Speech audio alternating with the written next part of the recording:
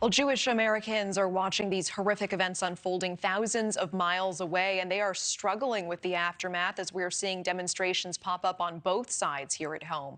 Joining us now is Sarah Van Loon, Regional Director of the American Jewish Committee. Sarah, thanks so much for joining us tonight. Natasha, thank you for having me. And Sarah, how are people that you are speaking with coping with the horrible events unfolding in Israel this week?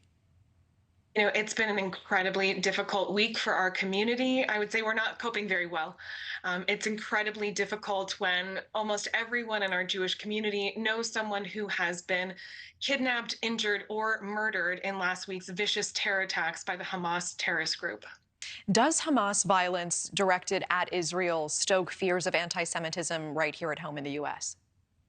Unfortunately, it does. And we've seen that play out time and again, whether you're talking about May of 2021, where after the Hamas instigated conflict with Israel, we saw violence spill into the streets here in America, whether that was in New York, LA, or here in Chicago, where I'm based.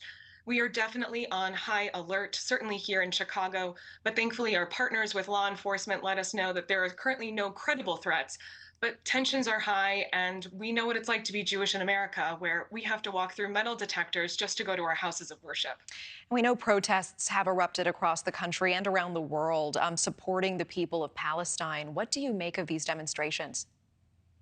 Well, first, my organization fully supports a two-state solution between Israelis and Palestinians.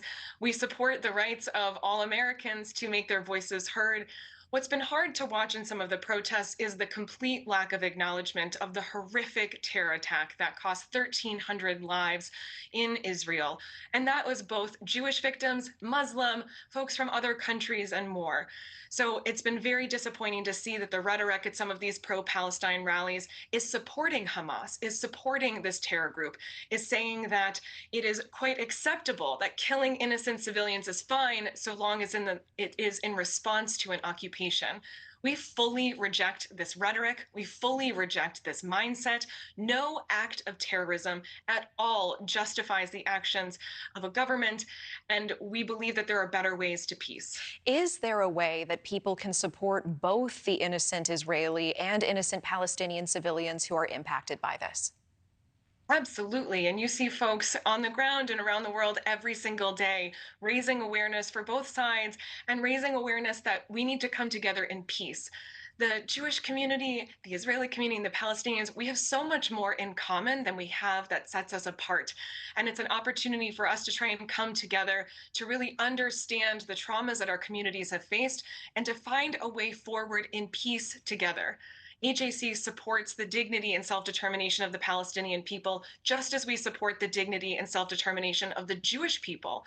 And it's up to all of us, all people of goodwill, to come together, to stand together, and to not use divisive rhetoric or hatred and stoking hatred amongst our respective communities. We need to find a way forward with peace. And we know GOP candidates are on the ground in New Hampshire tonight trying to speak with voters and gain support. Mr. Trump is missing on the ground, as he has been at several stops across the country.